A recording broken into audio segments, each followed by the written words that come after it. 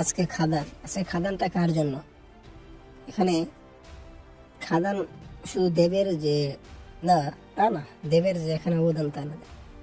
আজকে যদি জিৎ এবং সাকিব কমার্শিয়াল সিনেমা না করতো, হয়তো আজ খাদান হতো না। এর পিছনে বড় রিজন হলো শাকিব খান এবং আমাদের সকলের প্রিয় জিৎদা। কারণ তারা অনেক চেষ্টা করছে অ্যাকশন মুভি করতে। দেখেন শাকিব খান প্রতিবার সফল হলেও কিন্তু জিৎদা সফল হচ্ছে না।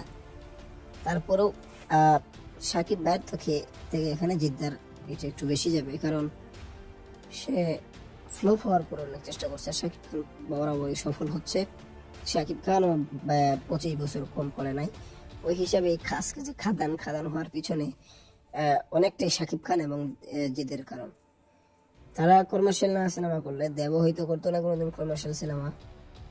এর সবকিছুর পিছনে সাকিব খান এবং জিদের কেল্লাফত। তো এখন আমরা খাদান পেলাম। এটা যদি তুফান না আসতো তাহলে হয়তো খাদান পাইতাম না, যদি বুমেরাং না আসতো খাদান পাইতাম না, যদি মানুষ না আসতো তাহলে খাদান পাইতাম না, যদি চেঙ্গিস না আসতো খাদান পাইতাম না, যদি রাজকুমার না আসতো খাদান পেতাম না, যদি দরদ না আসতো খাদান পেতাম না, অন্য হয়তো যে আমাদের আগের যে প্রধান এরকম একটা মুভি পেতাম। দেবদা তো অনেক বড় সুপারস্টার। তারপরেও আমার কথা হচ্ছে এর পিছনের হাতটা অনেকটা জিৎ এবং শাকিব খানের। তো এই বিষয়টি আপনারা কি করে দেখছেন অবশ্যই পুরো ভিডিওটি দেখার জন্য ধন্যবাদ।